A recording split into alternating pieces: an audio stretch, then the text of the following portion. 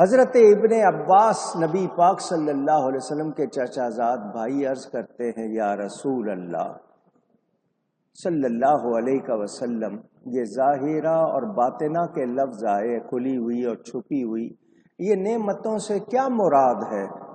تو رسول پاک صلی اللہ علیہ وآلہ وسلم نے فرمایا، ظاہری تو یہی اسلام ہے، حسن خلق اور جو تمہیں رزق عطا ہوا، اور باطنی وہ جو تیری برائیوں پر ستاری کی گئی اور تمہیں دنیا میں رسوا نہیں کیا گیا، تمہارا پردہ رکھا جاتا ہے۔ پس پردہ برے اعمال دیکھ کر اگر تمہیں لگے کہ لوگوں پر تمہارے اعمال ظاہر ہو جائیں تو تمہارا کیا حال ہو، تو وہ مہربانی فرما رہا ہے اور پردہ پوشی کر رہا ہے۔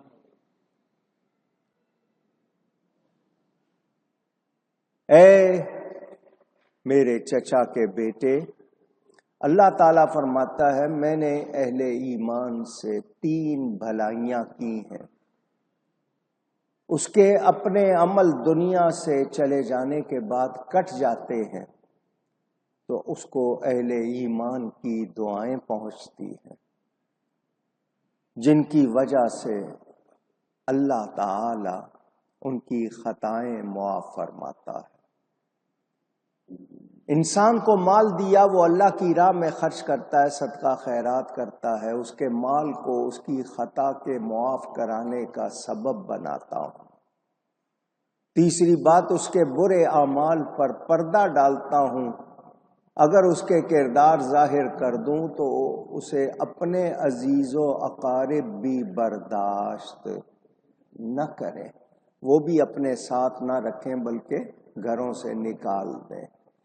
اب یہ 3 مہربانیاں اللہ کی طرف سے جو بتائی جا رہی ہیں باطنی ظاہری نعمتوں کے حوالے سے، کیا پھر بھی ہم اس کا شکر نہ کریں، اس کے آگے نہ جھکیں؟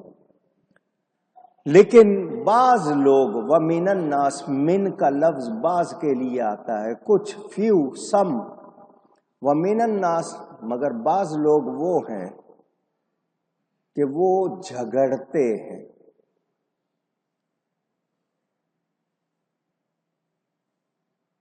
آپ لوگ کبھی کسی سے بحث کر رہے ہوں، ڈیبیٹ کر رہے ہوں، بات کر رہے ہوں، جدال، کہ دونوں ہیں، دونوں کا اپنا اپنا اسٹینڈ پوائنٹ ہے، موقف ہے، اپنا خیال، نظریہ، اپنی رائے کو دوسرے کی رائے کی نسبت آپ مضبوط ظاہر کرنے کے لیے بات کرتے ہیں۔ یہاں فرمایا مَن یُجادِلُ فِی اللہ، اللہ کے بارے میں جھگڑتے ہیں۔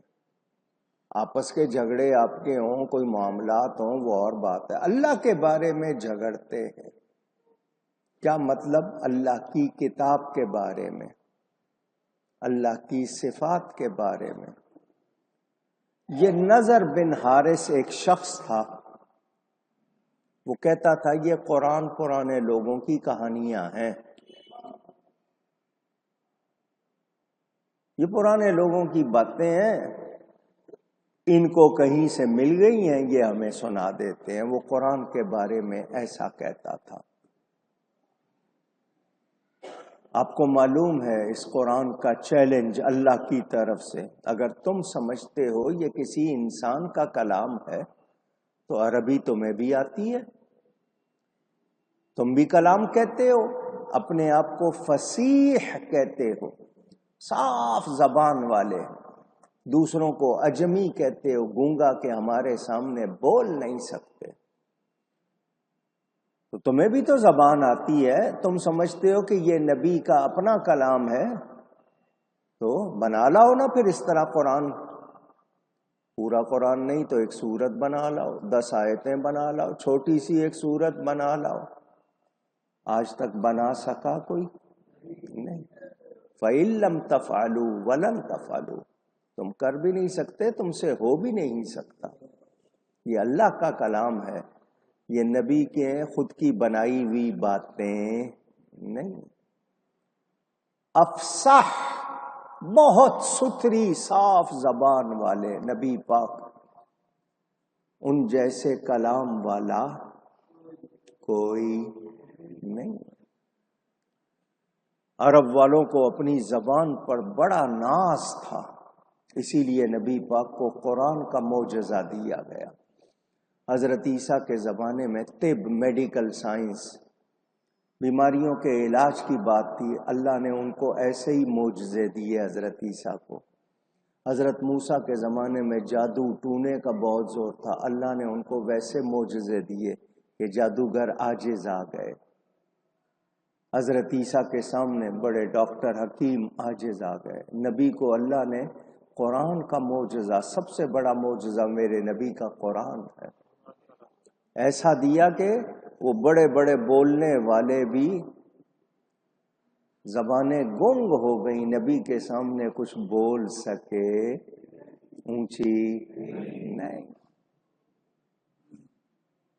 اعلیٰ حضرت اسی لیے فرماتے ہیں تیرے آگے یوں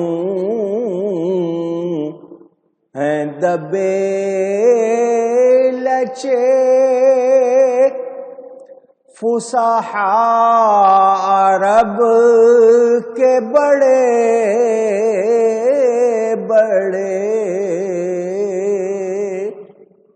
فصحاء، اپنی زبان پر ناز کرنے والے کہ ہماری زبان بہت صاف، بہت اعلیٰ، مگر آپ کے سامنے دبے لچے ہیں، بولنے کی جرت نہیں۔ تیرے آگے یوں ہیں دبے لچے فصحاء عرب کے بڑے بڑے، کوئی جان منہ میں زبان نہیں بلکہ جسم میں جان نہیں۔ یوں لگتا ہے جیسے منہ میں زبان ہی نہیں، دیکھیں تو لگتا ہے جسم میں جان بھی نہیں ہے، نبی کے آگے بول سکتے نہیں۔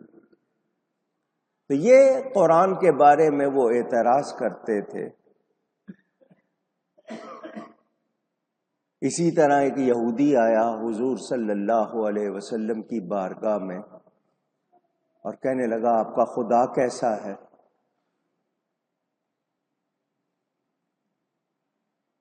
اس نے اپنے طور پر سمجھا کہ خدا کا بھی کوئی جسم ہوگا، اس کے اعضاء، باڈی پارٹس ہوں گے، معاذ اللہ۔ وہ جیسا بھی ہے تو اسے ایک کڑک نے اپنے گھیرے میں لے لیا، اللہ کی طرف سے ایک ہی کڑک آئی، بجلی کڑکی، اور وہ آگے سے کچھ بھی بول سکا، کر سکا نہیں۔ یہ لوگ جو اللہ کے بارے میں جھگڑتے ہیں، ان کے پاس کوئی دلیل نہیں ہے، بغیر علم۔ پتہ چلا کوئی اگر کوئی بات کرنا چاہتا ہے تو اس کے پاس دلیل ہونی چاہیے۔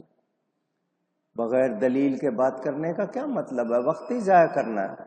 ولا ہدن، اور ان کے پاس ہدایت بھی نہیں ہے، نبی سے انہوں نے ہدایت نہیں لی، نبی کے فرمان اور ارشادات کو توجہ نہیں دی، سیکھا نہیں۔ ولا کتاب منیر، اور نہ ان کے پاس کوئی روشن کتاب ہے۔ مسلمانوں کے پاس تو قرآن ہے، نبی ہے، ان کے پاس کیا ہے؟ یہ جو جھگڑ رہے ہیں، اعتراض کر رہے ہیں، کوئی کتاب ہے اللہ کی ان کے پاس جو حجت سے روشن ہو؟ یہ تو محض اپنی کچی عقل اور غلط لوگوں کی بتائی ہوئی باتوں کی بنیاد پہ جھگڑتا ہے۔